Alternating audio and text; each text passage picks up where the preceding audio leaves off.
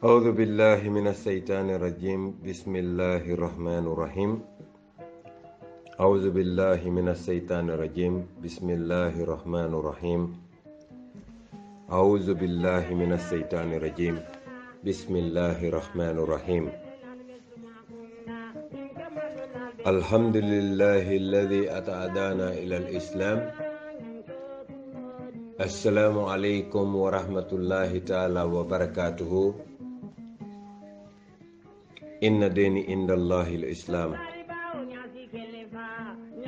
ربي اشرح لي صدري ويسر لي أمري واحلل عقدة من لساني يفقهوا قولي السلام عليكم baadiŋolu ŋaali kontoŋ London saatoo kono Gambia diŋo bee moo mu Gambia diŋo te kabiriŋ kaatoŋ fo koyna kabo wulli kana fo esew kuŋoto ŋaal be konton assalamu aleykum wa rahmatullah alnal baadi mala mo Bamba Serigne Mass Kadimu Rasul baadi Gambiyankolu ko ŋa faale ñaamen doron hani annabiyomolu ala ye ki moolu kan ne pour ka silo yitandi la men nu sonta wolle be kiisala men nu balanta wolle dun dimba kono yo anin na lonnaalu fanan bari tolle be annabiyomolu joosaye kan ulamahu wasaratul anbiyaay itol fanan na do ko momenti wala mo forcerité je itole kuma kan futandi doron wala be kan fa zakri inna faatu zikra say zakru man yakisha aw fa zakri innama anta muzakri lasta alayhim bi misaytir kuma kaw ñin ka sindi doron wala be kan fen kotante woto hadamadi wo hadamadin iketa ñawo ñaññama alon ko ñinin karo be male afa sebtum annama kalakinakum abathan wa annakum ilayhi la turja'un ala ko fo aliya mira ngal dada feele kam ba nga kule je ayin kijole fo kuntu ntema lon koto fo ya penkule ba fo ye katu mo men dendi ko men dum la fo la ya finish ba malo mune fo keta because bi nga men je ye men yitande na video me yitande na nga moli je be ñoboron la president baro ko kar mu me to atata wala pour ka banko mo lu ñininka ila problème mu ñinet muneti fo Gambien ko la problème mo ñoboron wala te ba president baro ko e ka ñoboron wala ke ate meeting ke damen UDP ni NPP NPP ni GDC wala be ñoboron wala UDP NPP UDP boyndi o NPP kilo nata GDC fana boyndi ngamere ñim parti fulo le mu baro la problème wala ndeysaan ha Allahu akbar bari alfawol be adama baro diyama kaw moy lan hana do dude ñante folo ñante hakilo tule foku mota kaatu ko mengo mem fo tare ko kasa wallahi be ko dibo la idaay mengo mem fo ite daay nengoy mengo mem fo e ko yowmal kiyama e be la kitabo itandile le ba fole akire kitaba kay fo la kitabo kara ngo fo adama do fatul dum aliya mira dunya fe ala be jambang asike politiko ti ñawu ñang ñantan hakilo tulan na kaburo to le adama be falale Bamba be falale mo be falale Ousseynou be falale everybody mo be Gambia be falale kullu nafsin zaikatul maut ni la ma woni la ma na atrabe dunia kono fa be sayani ko non neno to ndiya ko ay jabiro men ke woto ali la moy wala wotu man tesna na kacake nim president baro opposition la mo jama baro ga kay mo do mendi aka bo liste ko fasle so mala ise muna fono di wol mo ma mendi ala ko bo ko si fa wol to fa opposition be be ya pati o pati bi mo le ke fono wala mo to ndira di senti yim mo do hani taso wan puto na ma bo da ko mo lo me ala ko pati o kanu yende fa mo fando ye kanu andu la tapna politiko ta nyato wala je mo to bari ina dia mo ni hari sai ye holdon folore dolbe ko male don ko ko mala mo le bi je ko melle won ko play ka fe genda ma yo ma ko so ali president baro moy la ako hani opposition ol mo le ke sponsor ate fana molle ka fana sponsor bari president Barrow ma mel lom politiko kono wala mu ñinti opposition lolu they are accountable of course, but President Barrow is more accountable to the Gambian people because bankola na fulo ba tenebulu yalo ñindula ne incumbent ning opposition on fata opposition ñanta tilin na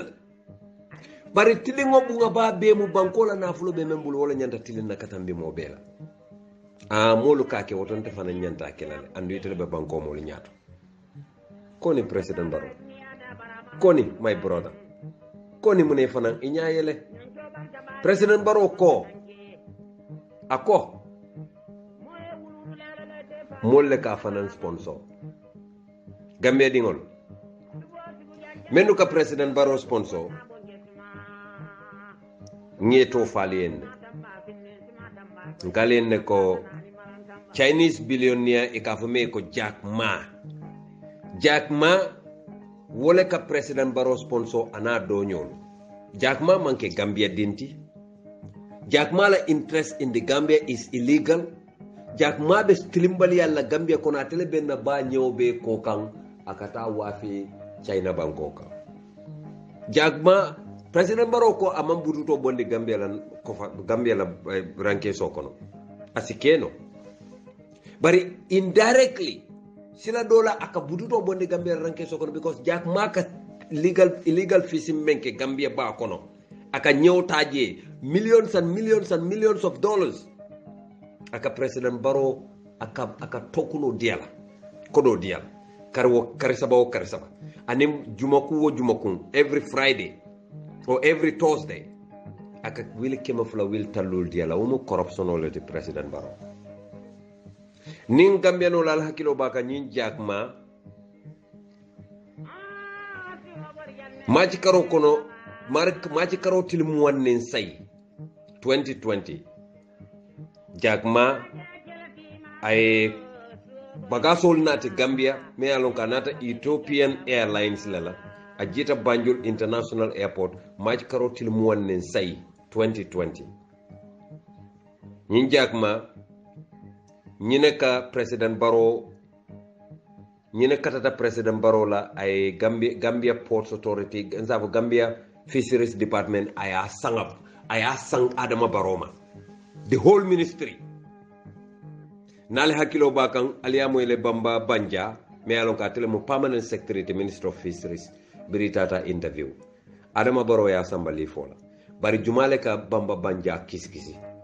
hani kabi Gambian kolo imato falie imetol falie mennu ka Bamba Banja kisikisi Fisheries Department la office janita iko ba ko kisikisi ka berin iba fula maru o jata fo sayin moma long jumale ka ko kisikisi wo dimba fata wala nyama mota ko mo mayla fonin Adama Barrow bota je wotuma len balon na Fisheries Department janita nyaadile dal jumale ya jani Bamba Banja ya samba indefinite leave wala ya samba indefinite leave wala fo ka jole fo buka jo fo ala ko do ka bonan Gambia Treasury la bul fa buka bo Gambia Treasury bul fa ka bo Adama Barrow la jibol kon fa buka bo Adama Barrow la jibo kon na bota je len be wolon Gambia ko binnal be kacala ba because Gambia be tembo mento bi foaro siata toñalam bari jongo fanan hadama din jongo fansun jongo fan konna wasiata baki men ya lonko to liya mira ko ni to dabe namayaren tulobe da bala banko be nyanta kan go to hell banko be si halaki ila hajiti je anyon dinkuru ya mansia kato kin tolu be mo Gambia dingol lenti mendu be Gambia bi wallahi billahi alazim ndafi saata mente wala siata pour ka taram fambul la karola ma fo dunia fenkotende dino waram fenkotende no jama même fisata ndete wala siata dino la karola bari fisata mente balu kam fan topoto no wala siata oto monandi nante be Adama Barrow kele kan pour ka bondi je nga mo kendo keje oto nga Gambia di wala hati nsenda bondi no jele nga singam famuta amantora fewo fenna mendu be dering ama imam bata nyame nem fana ngande inte bata la wala nyama maybe inse da ha mo nsin na nafulo sa msa mabono mo bari ya jen kan na nafulo dundi ka kibaro nyini pour Gambia diwul se fammu na fangala nga fille ko Gambia la julole benna wuluta o bankole kan ndefana be tubabu du jammen to menne mo men kono lafta Gambia dingo be tara wala kono nte dun ta sino la Gambia dingo bema nsi mune keno ye tare fambulu mansa tajiro kana tare kunna mansa tapale kana tare kunna sungo kana marela nsi wala keno Gambia andumbe o Gambia kol ngamo le president Baro nal hakilo ba kam president Baro e manol di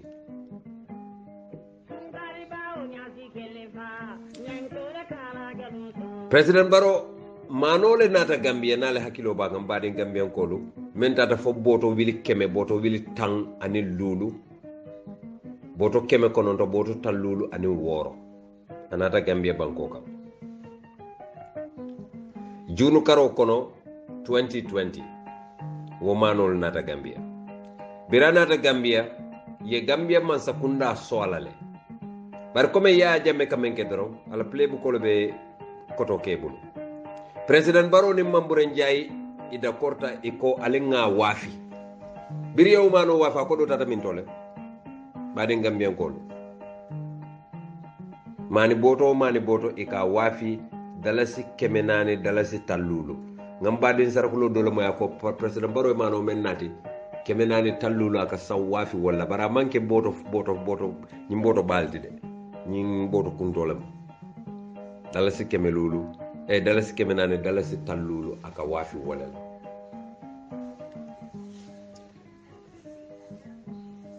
wo mani botolu president Baro yewol wafi akodo nyi binta kumo fola adunda dame bari lafta president Baro ani mambure njaye accountable to the Gambian people ya falie wo mani botolu boto wili keme boto wil tang ni lulu boto keme konondo boto tal lulu ani woro akodo dunda dame lafta president Baro fangaya explain ala nyin toto aya fo Gambia dingole mbadi Gambian ko lu kule bal dala me alonko fan kongo ke fan jawya wala be Gambia nimme ya mire ko ite be enjoyment la president Baro ko to muna enjoyment bu kala bang enjoyment bu katina mo te fala isa enjoy dunia nyawo nyang ibe falal ndolla Senegambia e region to tay mon tolla dindi e ka fa ci ko do sotete jilim bay sila jilim bay lebi afata oto mo ci ko do soto nyawo nyebe falal ko do te mo balla fala ñi ñaate mo balla fala mo bele be fala mo be so silang itibe o kodo ibe o tula dunia janne mo le mina nyo sabala wala kono ita ñin la sila kendo kambang because nite bota je tata o dulato dame alon ko kuntilin dulante nite mare mo kunna koti bayite hakilo tulaba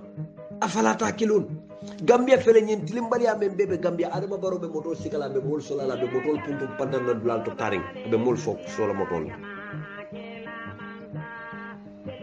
Gambia Ministry Department ol moto table police station ol ni kumandi moto table Gambia city scanning machine o fong me mo scanning machine ate Gambia city scanning machine a computerized tomography CT scan ate Gambia me alonko e ka hadama do bula ko na ay balo be extrait ke balo be natali courant be balo kono aya be natali mbadi wala aliyalon ne woka sanjele la ba dalasi million fula dalasi wili kemenani CT scan machine kodo men nata Gambia corona dama billion saba wala nata Gambia naya tara million keme saba nga wala sang motol la pick-up motol e ko motol men yalan ko ambulance solem nga wala sa ambulance o isa sa to sa baloptano to praita hari yalla ita faje malum fo ya sa wala kama because ning ambulance o janni be ambulance o fa sanna basimo e tara loptano to men ka sa to le jara ngamira wala fisar janni be ambulance o sanna million keme sabala city masingo men mo million fula dala si wili keme nani ite ambulance saba sanna bang ye city scan machine tansan bari ambulance kilingo niya jube ambulance killing million fula dala subili kemenani sai niyo bondi million keme saboto du badi Gambian ko niyo bondi million keme saboto be jelle sotla million keme saba misal fe 300 million ye ambulance 2 million 400,000 1 2 3 wojube bang ibe CT scan keme muang anim fulal soto badi Gambian ko CT scan keme muang anim fulay be wol soto CT scan nyim masingo me yalon ka ko courant nyini mo balo kono ayaje ni kulo fon katita kono ta ka beje isaje doctorol salon ibe min tola farala nin atara nyim kodo me yalon ko yasam motol la million keme sabo nin atara misal fe CT masingol le sang ibe masin keme masin muwanne lul le soto la mbadi Gambian ko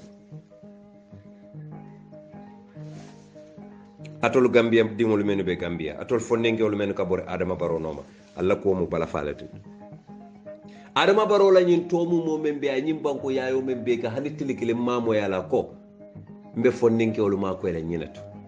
mbe fonnenke wol solo nyin doku karle mbe nyin doku karle nyin la Gambia fonnenke wol hani sinya kile mamo e folo ma fa nte mamo bari albe wurla noma ngamo yalta sate o sate to wo convoy le folo kata ni o tata do wole ji motol kono ye la tisatol du ye bornang e ko kana president wala bendum dinni wole bori noma e ko mol fele president barono mo siata in sate kar sila alni menu tata ala fo le sayna alni menu tata ala fo le sayna political manipulation wo ika political novice lel nene wala men yalon ko man political no ferem yes ise nene no problem ise nene no kacha kum fingol ha ise wol nene no le wonte kasuko kasiti bari badi Gambian kol ako bala fa warta bak ntolu na president la office dalasi million keme woro dalasi million muwanni worawla yewle la Adama Barrow la office nyanta men domola na seno bunda mu mobe Adama Barrow la office damade seno bunda dum wala warta Gambia beti Gambia karakeli mu be mu seno bundalde million keme nani million fula Adama Barrow million keme woro seno bunda million keme nani million fula Adama Barrow mina mu ne fula to le Gambia kote ke al nyanta la menna afele non te lam fon fala bi mbe jenke la auto fana en bari lafta men na dron wala mu ali la moy Adama Barrow la 2016 aka kuma kaw men fo mbadi Gambia ko yalon ngoto I love you I still love you ndabo kamo ko hani ni menube national ponto banangal be le kanu albe all of you bara la ko kam bala fale Allah ko kam bala fale because atol lafta type of politics men dundi la Gambia hani ya jamme maw dundi Gambia tribal politics no ya maw dundi Gambia ya jamme man nin ko le kondoro barama si ko ton ko anno hani man nin ko fana me be kon comme atiya jele ko UDP man nin ko siata UDP man nin ko siata NPP fananne man nin ko siata APRC fananne man nin ko siata parti o beleto ni momo ko UDP mandinka party leti ye NPP banenne ni momo ko UDP mandinka party leti ye PDOIS banenne PDOIS la sembo be abe bota wulile momo ko UDP mandinka party leti ye may party le party o banenne sako Bibi Dabo la party o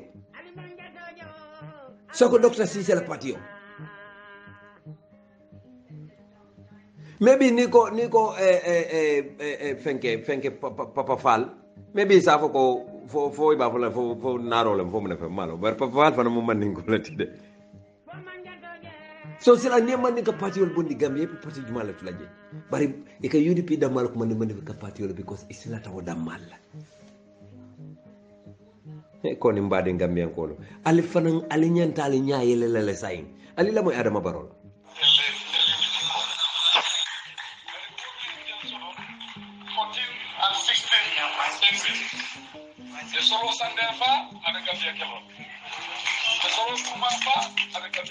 ada malaka diamo de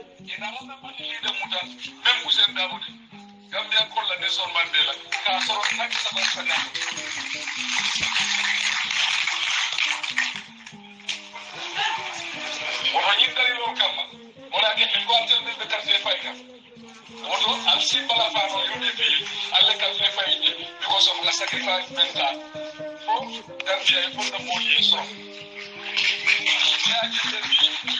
adama baro kuma kawde ndi alonde ma fon koto fon nengo alkawla moyte fon koto ni momande men may on broda atele kam faala ko mo fote ngoto ni momande men nan koto adama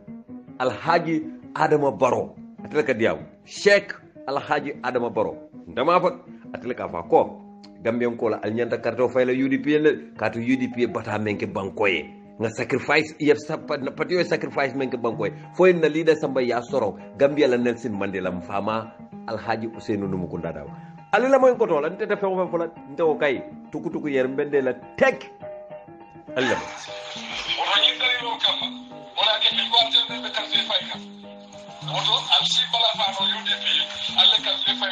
because of the sacrifice mental.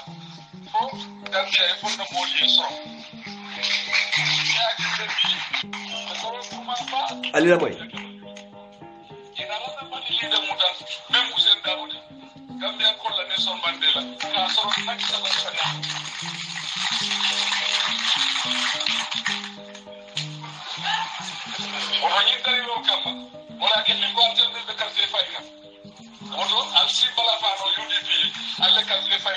because of the sacrifice mental. bari wol wallahi alal yafa jaa al haqq wa jaaka al bat innal bata kana jahuga ako tonya na dunda fanyani mborole keko fanyama ka ko siyade ikaje hani joton tun amma nyaka siya bake yemo fulo tara sonko la membe wurin kan wallahi anyabe molela membe de kan silala ani membe de rimalo adama be wuro bela afama be dere abuka kuma fama ndeysan inke ba hinantew mfa ala me sima yalla abuka kuma jew fo adama muk fo lonkilen abe diamo la andum bala nyin diamo jansala adama baro amanke ko aka mendi molla aya inherit le comme ala kumo ka firindron banko la fen wala mo be talam aka wala tala mo lutem mo be la fen anno adama ko alinyanta karto faylan tol yudi pin kol yenne na bata ati adama la yafo bini wa adama baro nata ko nte jato fala ngadi duwol la ya domo bari ay banko be yayi gambia kabirin koyna fo katon kabirin nyomi kungoto fay naki wulila aya be yayi am ntew nana ma moy adama la kom fama mo ba ma mo dulet nana ma moy signa kele aka fo lam famu Ousseynou Dabolati ay tolle wulu politique ko wulu politique ko ni fa fata imam kuno do bar ni fa la coordinateur ila ba fu dubal yalla modo ngoto la ya be fon tama jalon tama na almanta je politique la ale ngoto le moy nkoto kula nengon te ka diamu wala wato do na diamu da ngala diamu kana sori tubabu du jam nga wuri jam fon ko la fela tela momo ko adama baro nday fitina woto may ka fala adama baro def de danu rap adama baro way tolemu wayol ka boy adama baro aketa den kirib karo nga fasa ngon na korda di ngolam na korda te tel bari sila ni adama baro e martota ko kabe o bungol le boy la do yabiran tol dingol nyanta mo nekel bade ngamme ko ali la moy ngoto adama ngoto ke acay ko nyadi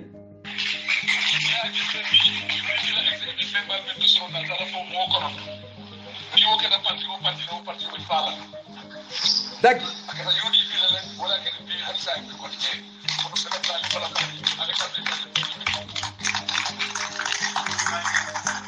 ali la moy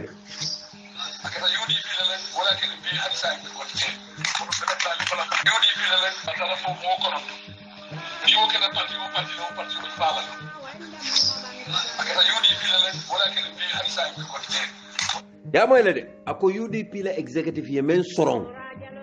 atata fo mo konondo ako yewo ke parti o parti la Gambia be fala ako barin tolo man fa ako Gambia dimul wo dalilo la kan al nyanta la carte o di la UDP la adama barolo ko makaw de inte bamba maf nkoto fon da nengo yalon adama la diamo wote fili la Gambia di ma hanni dindi mero me yalon ka be sanji lulu ni appelé aba fulen adama barolo ka diamo te ngoto diamo non non koto mannin ka kan ay wala moy kan beti kana ala sarfula kawta de wara yala surwa kawta de wara yala fula kawta de nay mannin ka kan man salo foy jang la hajillara ngoto le mannin ka man salo moy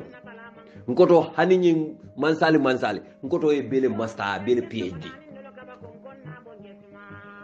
na koy jannin sifinda nono koyta ni de manke mannin ka diwti te wolon no la mannin ka kono ngoto wol be koto lo warana koy lemer mesel lar jang ngoto e a bele PhD ko bo koto mu docteur le mati docteur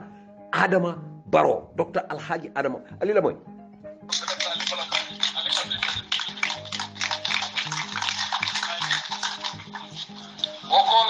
Bankola Fanko Ajiga Baki. Barengota National Pilot Study Sabokon, Mindunta Kono, Carla do Wodronella.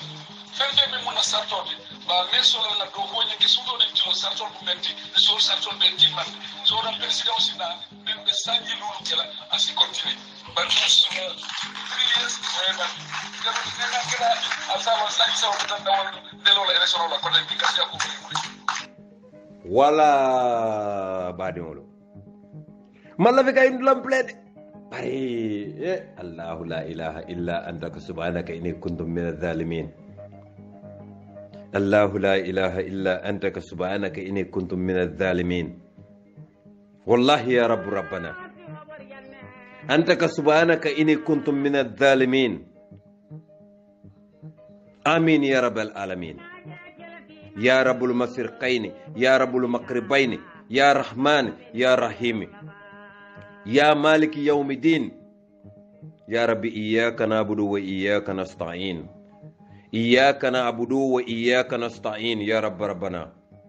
اهدنا الصراط المستقيم يا ربنا اهدنا الصراط المستقيم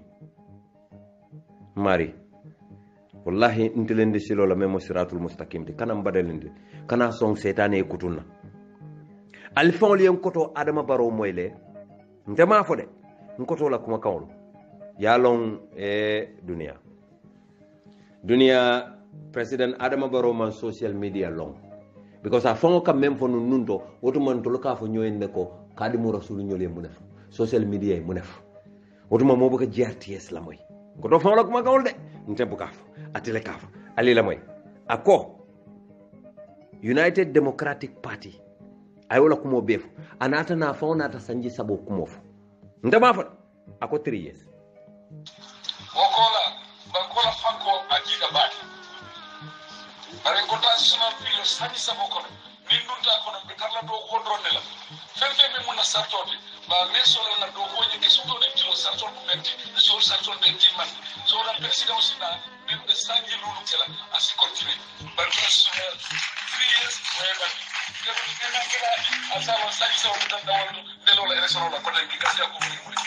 amale dukara linyin audio janyan yalo nga fon ko den kay ko kabiri lume lota nim bide may toto ta dawda abere ko do bembul hanni ti sotante ka record le ndala mo record masa se kisi mansa ko to ti sota dawda ido ka be record le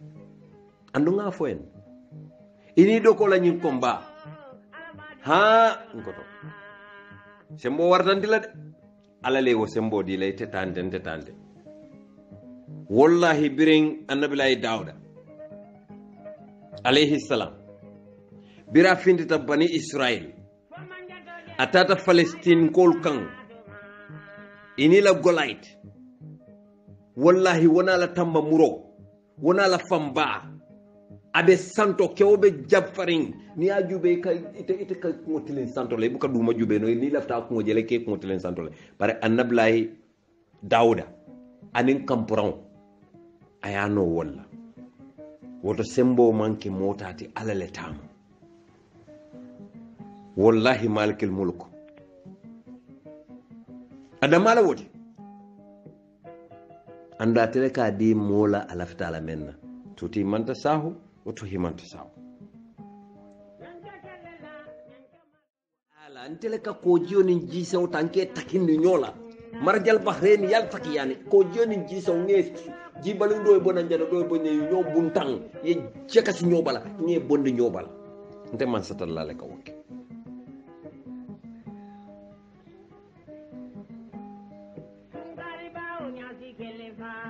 baadi gambiyankol wallahi naaliman kawandi alte kawandi la koteke naaliman kawandi nkoto adama barola alte kawandi la koteke andum allahu taala nkoy aye kilare ke katim aya soronne annabiyomu ya bunda aya soronne mo koten alate mo koten jindelana pour kana molu kan sayin aye lonna le bulan kan menu nyanda kan kawandi ako kita kaba kota ko kita balafati dina ko mbuga lafika kacha kotenke because ngamira nyin dina alfal be mun na alfal lati ibe falin nale ya ye dino fasa bare akaba ku yata ako diamo man kente da kono diamo te kotenke nun to sanji nani ko manto mbe politiko kono wato men nka fole nka dina alfa dolu kajafi men yalon ko manyan na ke kajafi bari fawul ke baro le katin nan ke kajafi bari nga bebula katu wotu mamma mellon say ngawle long lonna anim man sa kew be mu bunya talati nkoto wala nan ka bunya mol ka fanyi bari kakara fa nkoto ntena atul man killing siraw me ngabe sirenga kan bunya siraw la mombe o bunya dilala nkoto le andon nkoto le fanam wo fanam bunya mbe wo fanan dilala le bara siken koto to nyawnya manke mfati ko mfamu jumalati baba use kol mon fati bar halim fa na ma keku hannente ma fono ay nsi mo conventional member fulay na man kunte da kono bayren tabajambo warta barin da na kita president de eni de ma keku nsi ke ba soto member fulay me alon ka man siawote ntolla duniya nka tamandi tenne andon dinni wol fanam fondinke wol men be noma ala la duniya tamandi ten ala alfal bunya ya jente alfal be npp ndemo si dia ko talango itol to moy la nan kat nga mek so la nga tray ngam kata ko beke fo nga jenke woli fonge tol men misali na dia mo kono de bari nana te ka jafila because be alfa singoleto wa amanke nyinti ko ika soto la wa nyamala hani sanjiyo le ka falen nimme na sanjiyo tiya siyate tete wo mula alfalati ali la moy adama baro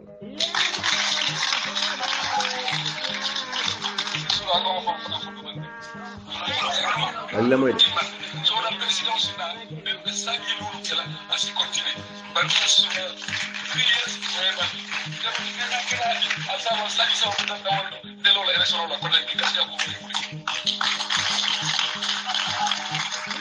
berin koto adama baro nyim fo gambia no le banko be yaay mfamu senulati al carte o nyininye al carte o faynye al fonko fenke gambia be kafuta nyoma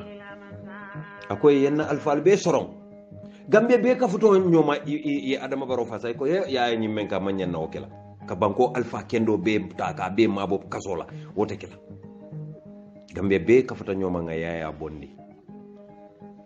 moroli dualke karanta ite alon gambe jang abe duake bare adama baro jubede adama baro le be supreme islamic council ning majlisin kol tema ate adama baro bimbe o fulali ay ko yalma fer katu nimmo fulabe nyola tonya nyun be mo alfallelde bari dole be tonyen birola andu men be tonyen birola wol mu supreme islamic council alfallelde wallahi alazim nsen taki alquran wala itolle be tonyen birola katu ning atara misal fe atolu bele kambenta aluko nga muslime kafolo membe marla misilmo la kunyalla woni wo ba o man koleya bari binka moy dolle ka foko ha hani kalifolu ni tataje e kataraje le fo e fa je nabe wala nyama fo bandin fo badi alaji badin ning afata palaso nyin to le bang munanal biri alaji badin ning ke je e ma foko ali ngabula je fa e fa ay fa palaso nyin to ko hani ali nga alaji badin ning bula ay sanji sabake alaji badin ne sanji sabake al tata congress la ali a bondi ali modo tombo ale alaji bandin drame tombo bandin drame fanan taraje munanal ma fo alaji bandin drame nga arabu karaw men ko way wala ke maybe meje alaji bandin ni ma arabu karaw ke bari ni alaji bandin drame nabe alabu karaw ke wota te fanan nyanta taje fa fa katu kalifolu ni be je nyanta taraje fo fa ali alaji bandin fanam bondi birala wato banda mbitan sit alaji mom lamin toura sit na alfala afane sanjo men ke je ala first time ke ala second time ke je sayin kana moy mo le ka fuka ha muslimi adino nyin carte fawol nyanda wol be bondi lale nafiki yalla ba ko momo ka foy mu nafikol wallahi billahi azim ni ko alman ko do soto pour ka carte o fay mo lon do soto man fen no won bari nin atara misal fa alko muslimol be ke kelmot ale carte o fay hanni alaji fengela fita lola ko tek ay lo ko tenke ba ale carte o fay men gagneta way tambi kono muslimol ngabo nyi nyo sabola man nyi nya muslimol damal tema alla dindul damal be nyoka jafele jana woma nyi nya muslimo albu ko moy christian kunda christiano la groupe la siada muslimol tat bira anglican a methodist ab fenke ibuka to fangol fono asia batale bari nana buke moy nyola bari ma je yali malundi itata albebe siri ya jame nyatilola christiano le wulta ko yaya ko gambia mol malla fila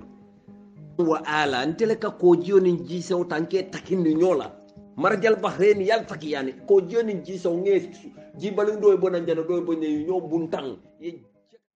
kan boje pour kayro sabati albebe siri alquran hafijolo albe siri ngabe jurmiring wo be tambita nko nganyinala dole be je fanni ko ba sayin kan ne ke nenne fan bara manken kan na alfal ka jafinke hakille bulandi ko men tambita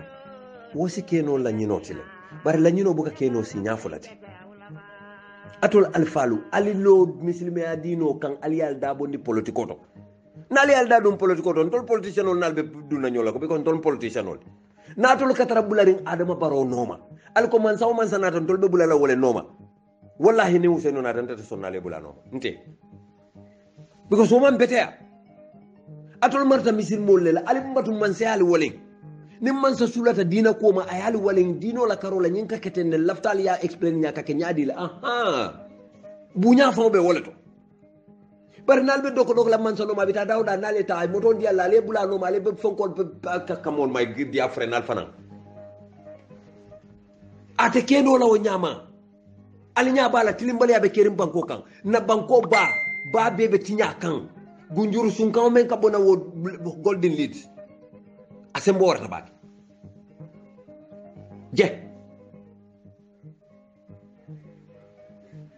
ya almamul bude moman fem banko bebe deri silanka moy almame buye kilo men bude do men bude nka moy ko inyanta chagol fana ma ko lele e fana ni allah akbar on konta ha ndata hanyala ka kumo imam baba Mukhtar li of all people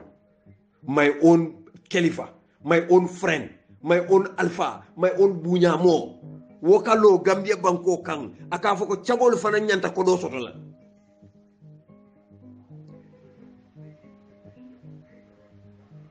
subhanallah bade gambia ko lon konte gambia wato do gambia la ko kante jahal gambia banko e ka banko je banko me alon ko e ka mol sunjo kunduje banko me alon ko ni be bute la yaro fa man kanye ke bute martolla hani hitler la jamano ay concentration camp bu ko ke mol ike bale do morol hani firawona la jamano ibu ko ke bani israel an kol hani karuna la jamano ibu ko ke bo be kitanto la gambia banko le kan kamo bute martola wakita gambia banko le kan kamo sim fara fuloli temo yele ka martota kalipa fay nunko o be kita gambia banko le kan je ka mo siti santo ka singol siti santo ka naylo mbuso ta ka jani ka macho karasi ka la naylo mbuso la adi a fenke ma ka jolon kan anelo mbusi yele fenke dimba ma ka jolon kan ka balo be tabi ay mo wo be kita Gambia banko le kan ka de nanol bula carton kono kata ke sacrifice wo be kita Gambia banko ko Gambia bi nte ma lo fo nintol manke ku banko kana yele man tol fangol fe fang abe lon nal be derinte ki man sono diam ñimbe kita Gambia la ndunga dolu fangol to komale muso membe Gambia kono momi ya lon ka kema buka futu keno buka kondino e bebe siri be deri muso lu sifinti dawda biate taje kenyol te hanyila diamola ali yalo ne diminna sifa membe Gambia banko kamba president Barrow yalo ne diminna sifa membe Gambia dingol hani imalon ni ya long ite sonna Amadou Ba ñol dolu kada ke da fatol yele ka wuliya bon ka bulam wala ke nen ite sonna la fereng kulle kita Gambia de ite president Barrow fango e kumo dolu cho manjele ko yen namol mutay soron yen namol le batata namol le torata bimbe te momento su kay daba sa sifa men bala president Barrow ite fon Allahu akbar ngol te fon la ko wala kan jahali nka fola ko no nyinta adamati iyela ma nya sifa nana ma je duniya ko nga fo en ko ila poroci lu be mol be malale bari be fatalante male walantin na soma ndaw soma nani multe ka fo e kadimo rasula ko munem ya mera fo malo nga belo bari nka fo en pour sa lon ko nte mangi ko nte nana te konna nabalo ko no moko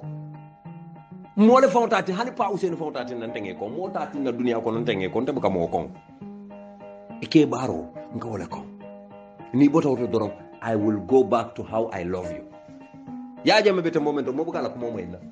ya jame to mfa mata fola nte mfamata ya to fola nda fola banka mo dole fola nga fo nga ya misle billahi ala billahi wallahi tallahi nga fo le nga misle malla fala president yala bari malla fi kuye kala fay mo men tora de ni woli yam futama abad bari Gambia banko kan i kontrol la Gambia banko kan mol be je men yalon koy ka bayangul samba prisino kono kata mol tojo kanyapi musolo kanke dia ku ya lanyo ya Gambia abe ketan na banko le kam o banko nyim banko ndin kilam abe keta wolto bira senela a farto tala a foire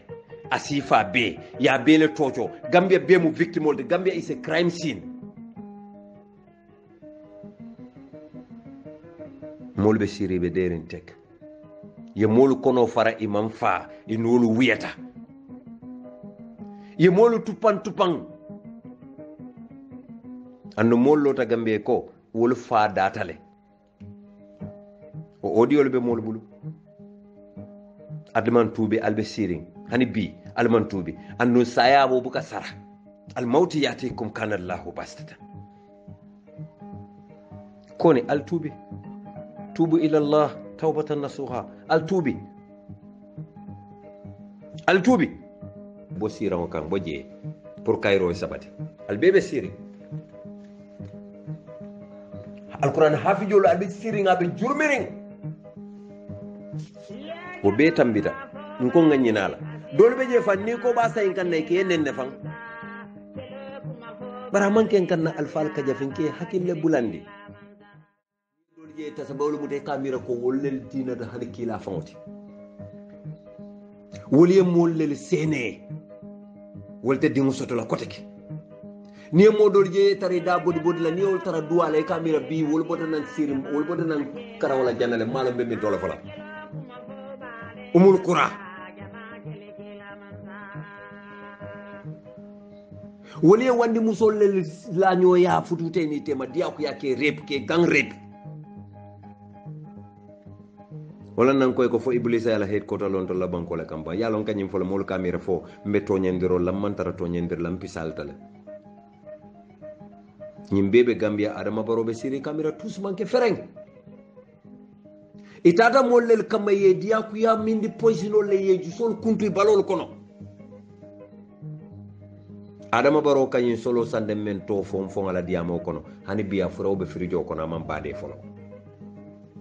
sanji jelu lolu na la dimbal ka traumatize ayatin na la musonte buka kol mbuka la dimba mbuka hanyele fan nyima sinya jula ben telephone ko la mbuka ta bi lembe nyim fola mol yamoy nki jola kam fara ni ngala kol je nki jola kam fara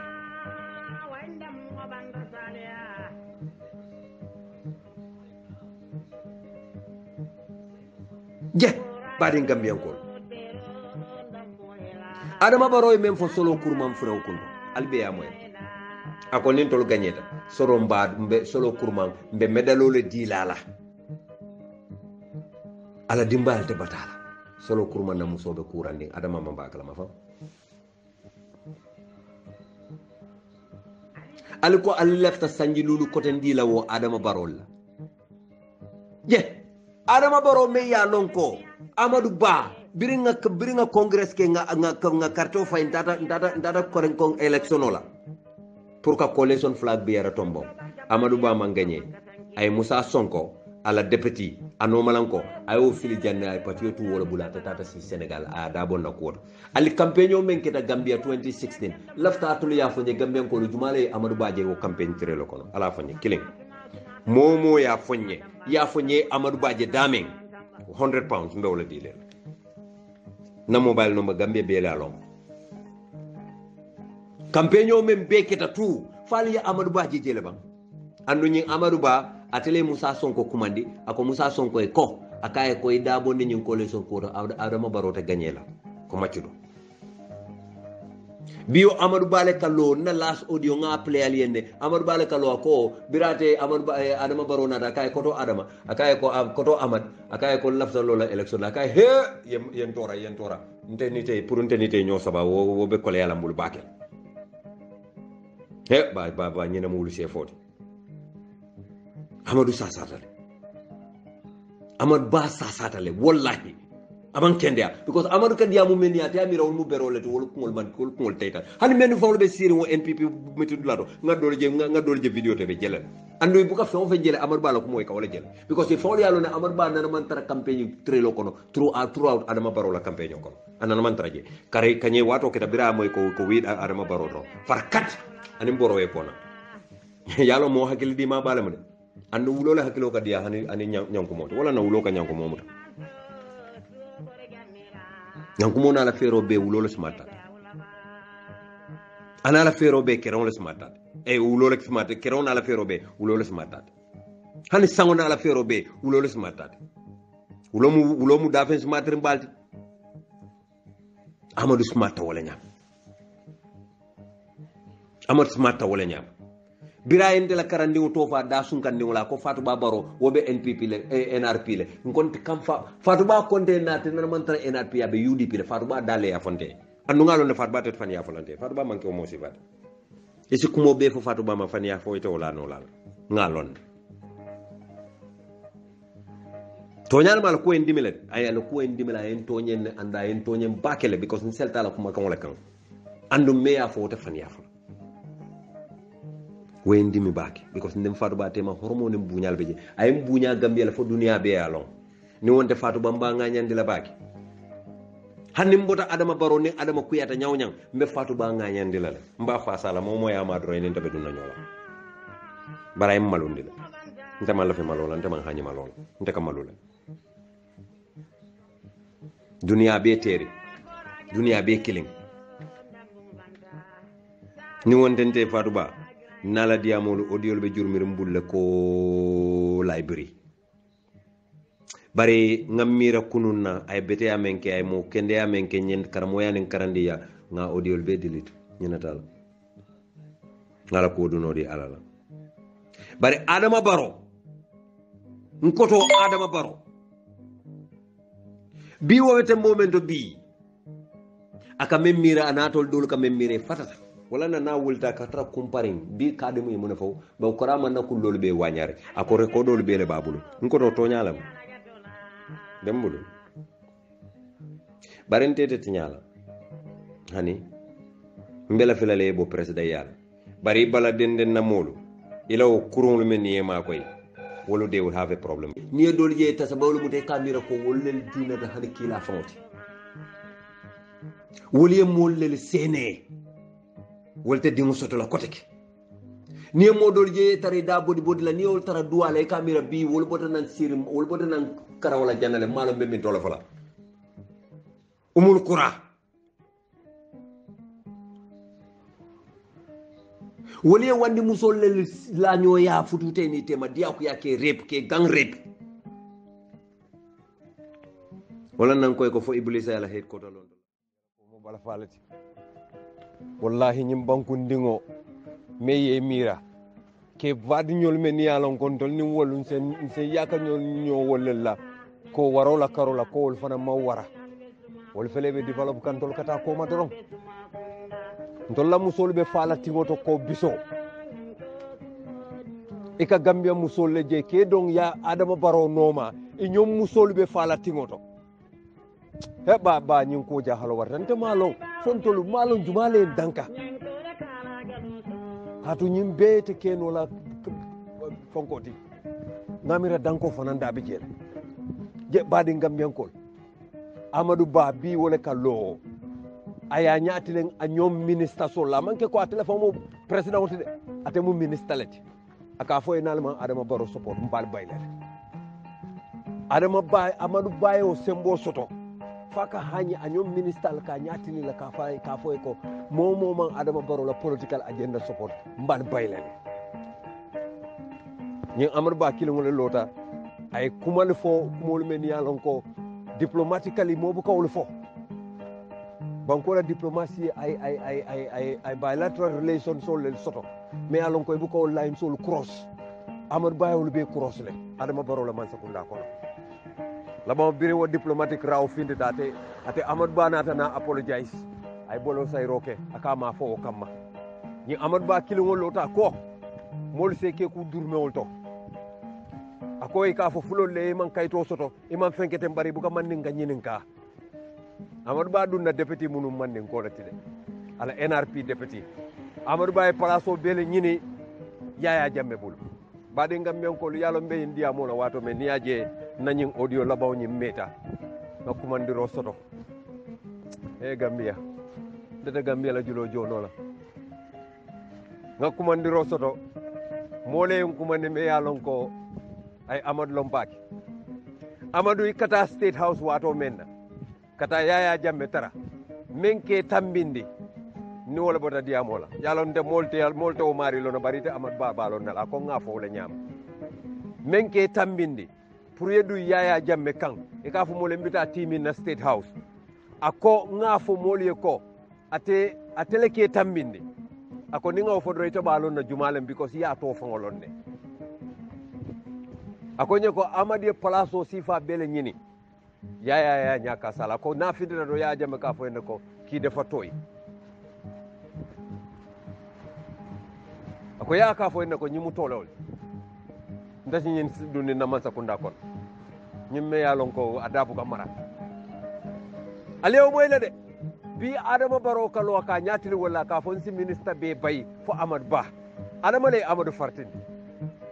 nse minister he will be the last minister be men bayla adama baro ka mem he will be the last minister be men bayla hano fo yima nyen minister le fo bayla adama ning atra adama ite foro yatale yima nyen hani minister kilne bayla ni minister bele batate na manke Amadou Ba bari adama jibidan dum wala muti sibi jandu wala muti be lorin dame ina fa bu katara woton ajube menu bebe no ma 90% abe mu former APRC lati nga menu bondi yow le murundi e ko ite fankon kilen nafa kamala ala nyaabela kila nyaabela bar insha Allah nadiyata alay abe kito telan ni temale katun tolume tonyen nte den te me tonyen nte me tonyen narete tonyen inina mol sitala le fero dada baro makaro makar Allah wallahu khairu makirin ali alla fero dada ali ala fero dada ala ko mente keno la mobuka kuno woto adama mol le lafte ko ibe den sanji saballa nte data o ka foto nyawnya bar mol wultale ko ibe de ifon ko sanji sabambe wala kala ni sanji sabo botala mbitale bir sanji sabo fenketa do konte to kala mbe sanji lule kala mbe na manda tendendilal na manda mo sanji lulati mbe na manda tendendilal ya fo State House mo be tulo ya moy andu ite be anyini kam mol bul wato men imo fo e la hido tinya andum kila dankaro ke oto ato ɗum adama baro kila dankar bala ke oto la hiditi ñaat bari ko bela manda futandila le moli yebula je bari nzafo e ko ala abe suŋo e bara abe fentiyo fana en net bi sembo be bulu bari isi ñinata de isi ñillon ko kunun abe dole bulu men to manke adama barot e fango ka men fo karantale ite fanan karantale budum malo ite men karam gambia di on minen adama barobe dan na ñineto bi nala kacato me gambia di be konton na momo ka lamoy na programme la mba be tentula mba be jeyla mba itan la konton la do ko mu menden tol be o kelale budatuda adama barole bulu fate be kuma kawul moy la fata moy la alama man satalla en dema kila nen kila ramo formot bi mu jumolati bari albe yam falam male ngañing audio play because ñing audio fanam ben hakilo bulande kan kunun nela men keta gambia toña gambia tare kon keta gambia la de mfama UDP la alpha la jaliba men keta kebute jafunati adim muso wala denkilolu mbe wala natila nga bunda kulos wala ngal tendo ngal jey albadi malamu bamba serigne maskadi mo rasul assalamu alaykum wa rahmatullahi ta'ala wa barakatuh